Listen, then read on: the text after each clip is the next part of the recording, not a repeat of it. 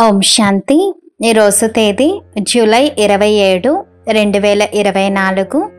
బాబా చెప్తున్నారు, మధురమైన పిల్లలు, తండ్రి సమానంగా దయార్థ హృదయులుగా మరియు కళ్యాణకారులుగా అవ్వండి. ఎవరైతే స్వయం పురుషార్థం చేస్తారో మరియు ఇతరుల చేత కూడా చేయిస్తారో వారే వివేకవంతులు. ప్రశ్న: పిల్లలైన మీరు మీ చదువు ద్వారా ఏ చెకింగ్ను చేయగలుగుతారు? మీ పురుషార్థమేమిటి? జవాబు: చదువు ద్వారా మీరు ఏ చెకింగ్ను చేయగలుగుతారంటే, మేము ఉత్తమ పాత్రను అభినయిస్తున్నామా, లేక మధ్యమ పాత్రను అభినయిస్తున్నామా, లేక కనిష్ట పాత్రను అభినయిస్తున్నామా? అందరికంటే ఉత్తమ పాత్ర అని ఎవరిది అంటారంటే, ఎవరైతే ఇతరులను కూడా ఉత్తమంగా తయారు చేస్తారో, అనగా సేవ చేసి బ్రాహ్మణుల వృద్ధిని చేస్తారో వారిది. మీ పురుషార్థం ఏమిటంటే, పాత చెప్పును తీసి కొత్త చెప్పును వేసుకోవటము. ఆత్మ ఎప్పుడైతే పవిత్రంగా అవుతుందో అప్పుడు దానికి కొత్త పవిత్ర చెప్పు అనగా శరీరము లభిస్తుంది. ఓం శాంతి. పిల్లలు రెండు వైపుల నుండి సంపాదన చేసుకుంటున్నారు.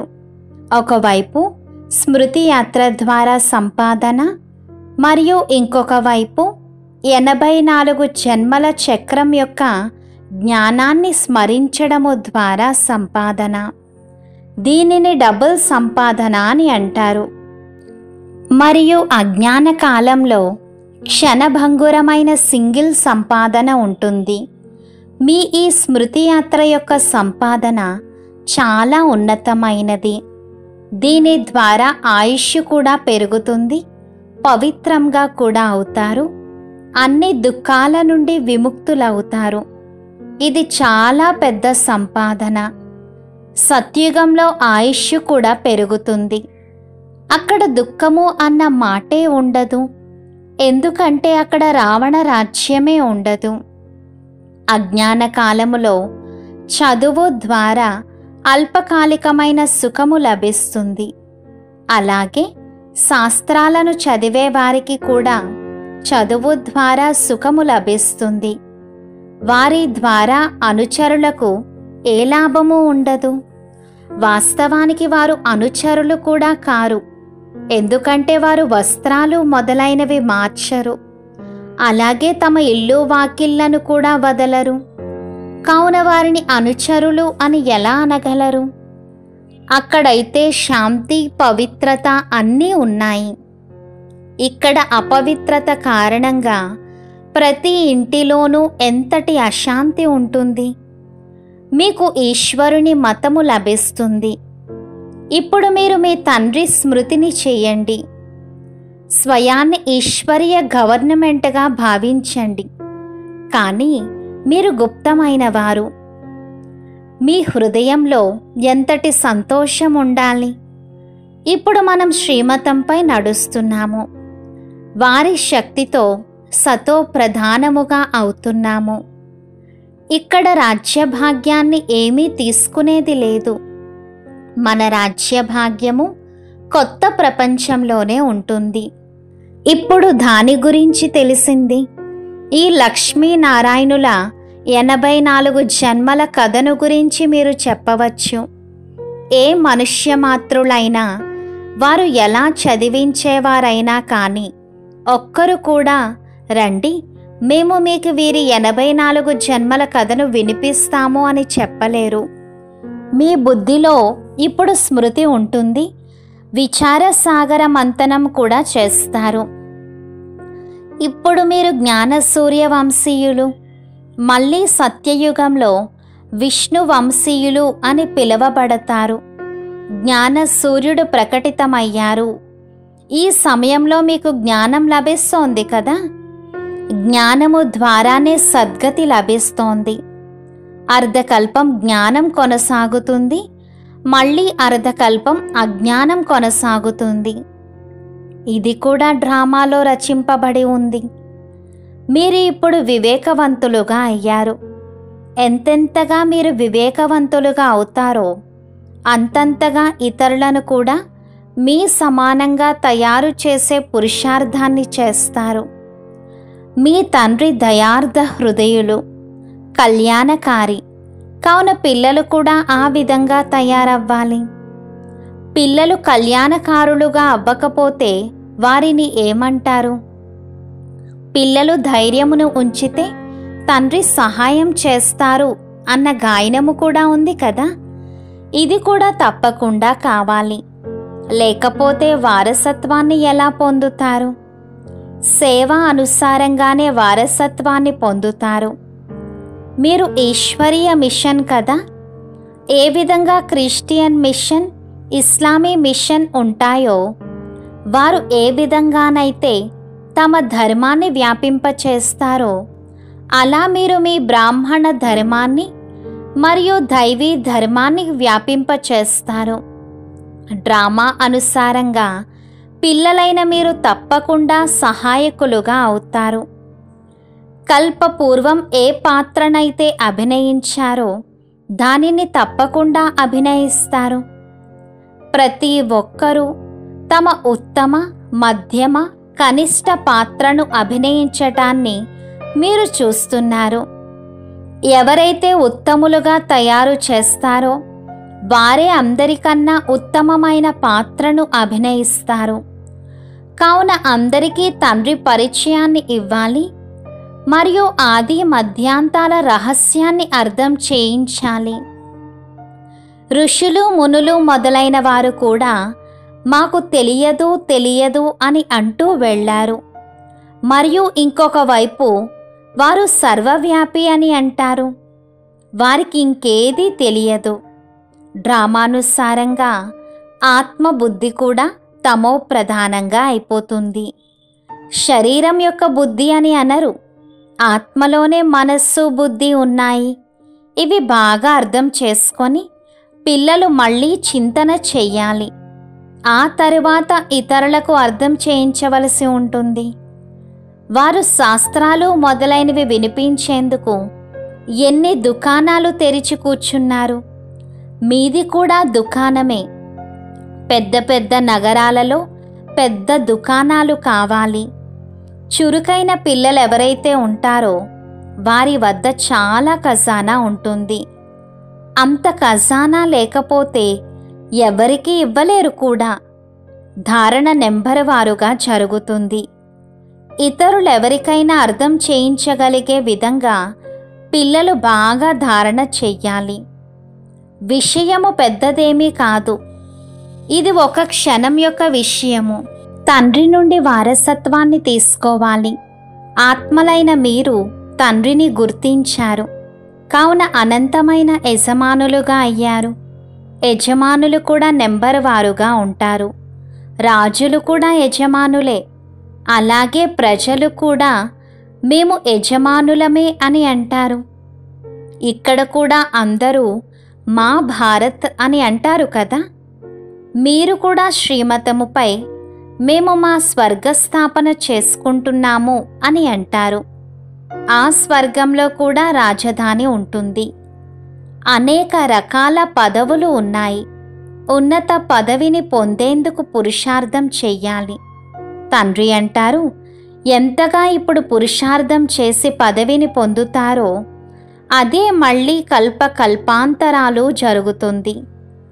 పరీక్షల్లో ఎవరికైనా తక్కువ మార్కులు వస్తే హార్ట్ ఫెయిల్ కూడా అయిపోతారు.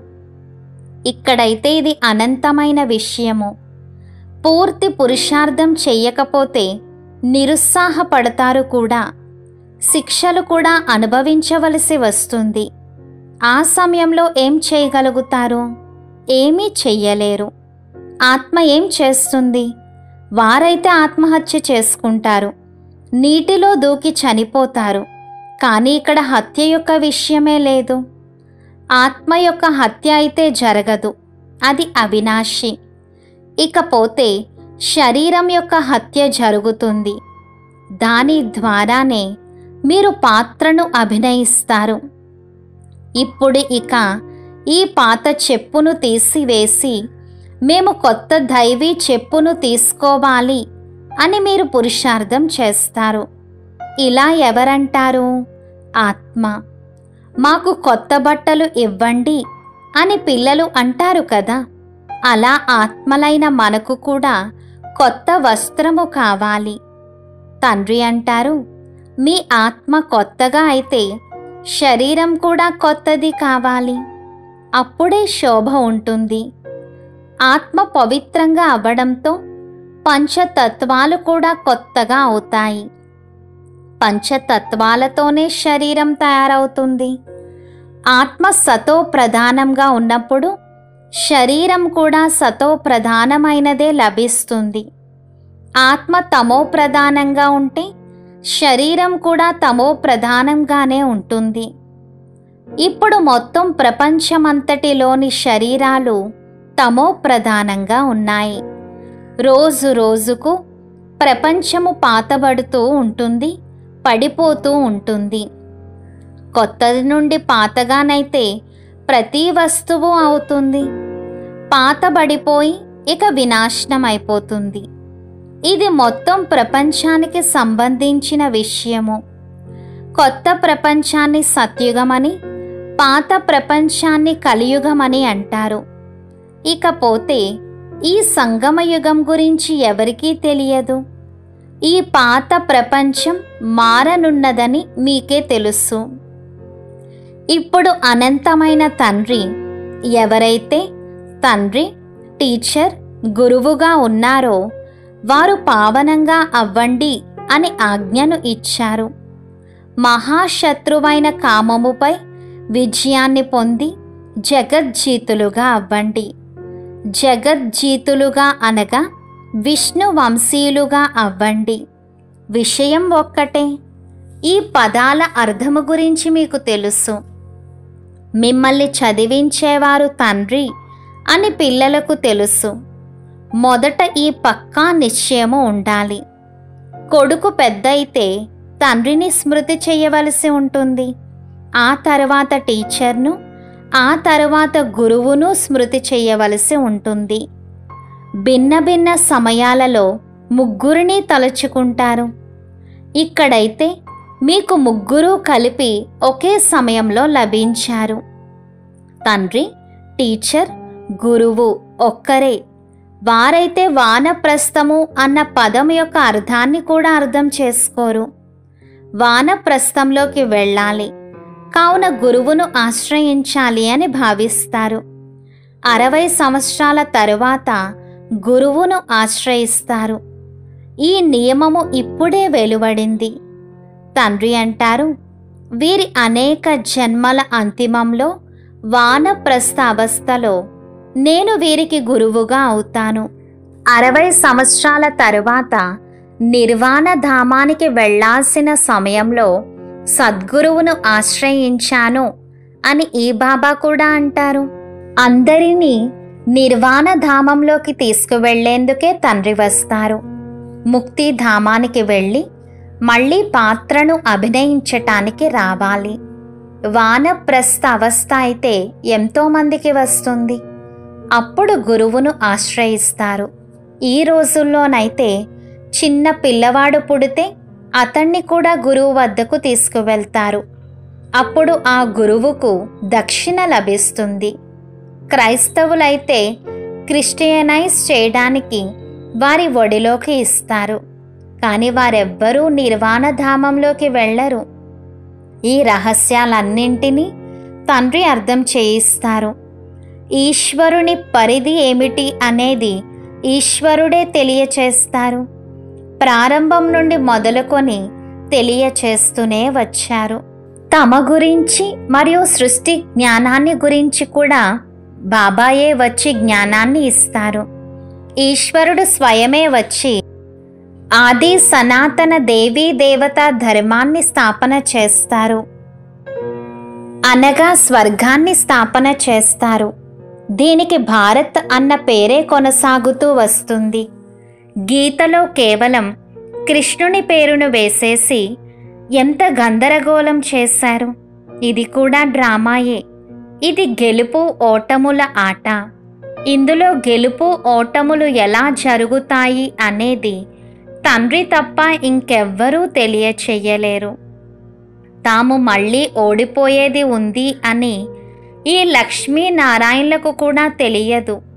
ఇది కేవలం బ్రాహ్మణులైన మీకే తెలుసు. శూద్రులకు కూడా తెలియదు. తండ్రే వచ్చి మిమ్మల్ని బ్రాహ్మణుల నుండి దేవతలుగా తయారు చేస్తారు. హంసో అన్న పదానికి అర్థం పూర్తిగా వేరు. ఓం అర్థం వేరు. మనుష్యులు అర్థం లేకుండా ఏది తోస్తే అది అనేస్తారు. కిందకు ఏ విధంగా పడతారు, మళ్ళీ పైకి ఎలా ఎక్కుతారు అనేది ఇప్పుడు మీకు తెలుసు. ఈ జ్ఞానము ఇప్పుడు పిల్లలైన మీకు లభిస్తుంది. డ్రామానుసారంగా మళ్ళీ కల్పం తరువాత తండ్రి వచ్చి తెలియచేస్తారు. ధర్మస్థాపకులు ఎవరైతే ఉన్నారో వారు వచ్చి మళ్ళీ తమ ధర్మాలను తమ సమయానుసారంగా స్థాపన చేస్తారు.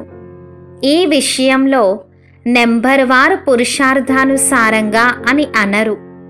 నెంబర్ వారు సమయానుసారంగా వచ్చి తమ తమ ధర్మాలను స్థాపన చేస్తారు. తాను ఏ విధంగా బ్రాహ్మణ ధర్మాన్ని, ఆ తర్వాత సూర్యవంశ చంద్రవంశ రాజ్యాలను స్థాపన చేస్తారు అనేది ఈ తండ్రి ఒక్కరే తెలియచేస్తారు. ఇప్పుడు మీరు జ్ఞాన సూర్య వంశీయులు, మళ్ళీ మీరే విష్ణు వంశీయులుగా అవుతారు. పదాలను చాలా జాగ్రత్తగా, ఎవరూ పొరపాటు ఎంచలేని విధంగా వ్రాయవలసి ఉంటుంది.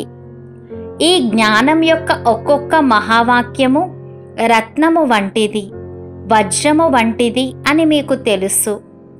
పిల్లలలో అర్థం చేయించే విషయంలో చాలా రిఫైన్నెస్ కావాలి. ఏ పదమైనా పొరపాటుగా వచ్చేస్తే దానిని వెంటనే సరిచేసుకొని అర్థం చేయించాలి. అన్నింటికన్నా కఠినమైన పొరపాటు తండ్రిని మర్చిపోవటము. నన్నొక్కరినే స్మృతి చెయ్యండి అని తండ్రి ఆజ్ఞను ఇస్తారు. దీనిని మర్చిపోకూడదు. తండ్రి అంటారు, మీరు చాలా పాత ప్రేయస్సులు. ప్రేయస్సులైన మీ అందరికీ ప్రియుడు ఒక్కరే.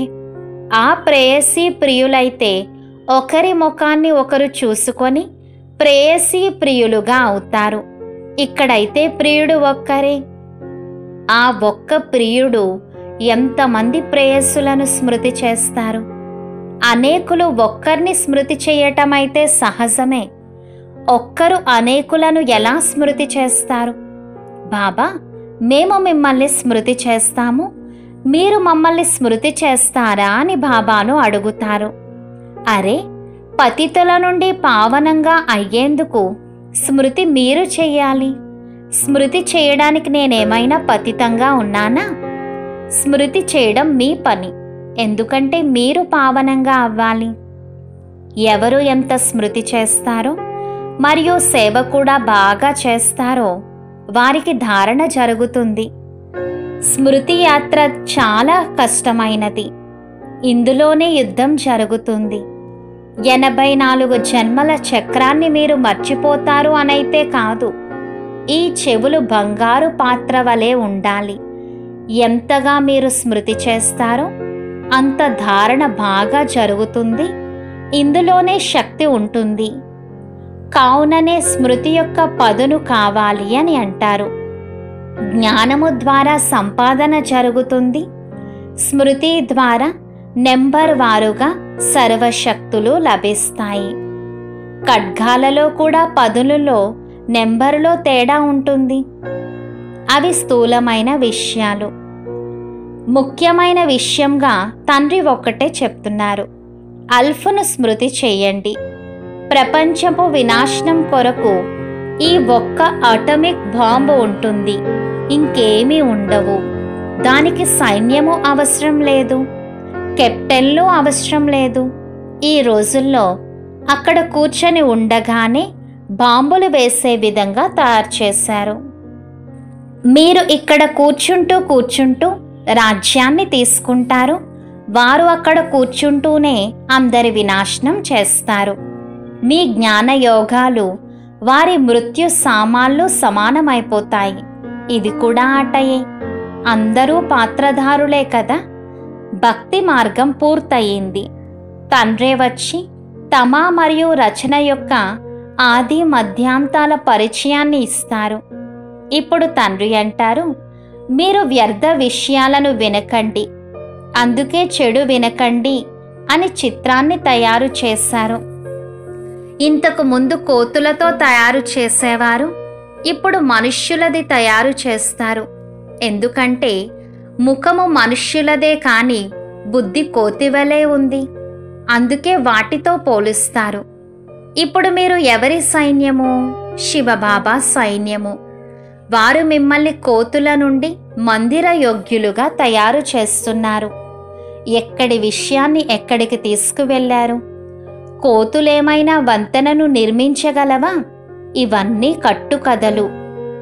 మీరు శాస్త్రాలను నమ్ముతారా అని ఎప్పుడైనా ఎవరైనా అడిగితే మీరు వారితో ఇలా చెప్పండి, ఓహో, శాస్త్రాలను నమ్మని వారు ఎవరైనా ఉంటారా? మేము అందరికన్నా ఎక్కువగా నమ్మాము. మేము చదివినంతగా వాటిని మీరు కూడా చదివి ఉండరు. అర్ధకల్పం మేము వాటిని చదివాము. స్వర్గములో శాస్త్రాలు, భక్తి యొక్క ఏ విషయాలు ఉండవు. తండ్రి ఎంత సహజంగా అర్థం చేయిస్తారు. అయినా కానీ తమ సమానంగా తయారు చెయ్యలేరు. పిల్లలు మొదలైన వారి బంధనాల కారణంగా ఎక్కడకు వెళ్ళలేరు. దీనిని కూడా డ్రామా అనే అంటారు. తండ్రి అంటారు, వారం రోజులు 15 రోజులు కోర్సు తీసుకొని ఇక తమ సమానంగా తయారు చేయటం మొదలు పెట్టాలి. పెద్ద పెద్ద పట్టణాలు ఏవైతే ఉన్నాయో అందులో రాజధాని నగరాలను చుట్టుముట్టాలి. అప్పుడు అక్కడి నుండి శబ్దం వెలువడుతుంది. గొప్ప వ్యక్తుల ద్వారా తప్ప ఇంకెవ్వరి ద్వారా శబ్దము వ్యాపించదు. తీవ్రముగా చుట్టుముట్టినట్లయితే అప్పుడిక ఎంతో మంది వస్తారు. తండ్రి డైరెక్షన్లు లభిస్తాయి కదా. మంచిది. మధురాతి మధురమైన అపురూపమైన పిల్లలకు మాతాపిత బాబ్దాదాల ప్రియ స్మృతులు మరియు గుడ్ మార్నింగ్. ఆత్మిక పిల్లలకు ఆత్మిక తండ్రి నమస్తే. ధారణ కొరకు ముఖ్య సారము 1. జ్ఞానము మరియు యోగము ద్వారా మీ బుద్ధిని రిఫైన్గా చేసుకోవాలి. తండ్రిని మర్చిపోయే పొరపాటును ఎప్పుడూ చెయ్యకూడదు. ప్రేయసిగా అయి ప్రియుణ్ణి స్మృతి చేయాలి. 2. బంధనముక్తులుగా అయి మీ సమానంగా తయారు చేసే సేవను చేయాలి. ఉన్నత పదవిని పొందే పురుషార్థం చేయాలి. పురుషార్థంలో ఎప్పుడూ నిరుత్సాహపడకూడదు. బాబా వరదానంనిస్తున్నారు. 1 నిమిషం యొక్క ఏకాగ్ర స్థితి ద్వారా శక్తిశాలి అనుభవాన్ని చేయించే ఏకాంతవాసీ భవ. వివరణ: ఏకాంతవాసిగా అవ్వటము అనగా ఏదైనా ఒక శక్తిశాలి స్థితిలో స్థితులవ్వటము. బీజరూప స్థితిలోనైనా స్థితులవ్వండి, లైట్ మైట్ హౌస్ స్థితిలోనైనా స్థితులై విశ్వానికి లైట్ మైట్ను ఇవ్వండి. ఫరిస్తా తనపు స్థితి ద్వారానైనా ఇతరులకు అవ్యక్త స్థితి యొక్క అనుభవము చేయించండి. 1 క్షణమైనా లేక 1 నిమిషమైనా సరే, ఒకవేళ ఈ స్థితిలో ఏకాగ్రులై స్థితులైనట్లయితే స్వయానికి మరియు ఇతర ఆత్మలకు చాలా లాభాన్ని ఇవ్వగలరు. కేవలం దీని అభ్యాసము అవసరము. స్లోగన్: ప్రతి సంకల్పంలో, ప్రతి మాటలో ఎవరికైతే పవిత్రత వైబ్రేషన్లు నిండి ఉంటాయో వారే బ్రహ్మచారి. ప్రతి సంకల్పంలో, ప్రతి మాటలో ఎవరికైతే పవిత్రత వైబ్రేషన్లు నిండి ఉంటాయో వారే బ్రహ్మచారి. ఓం శాంతి.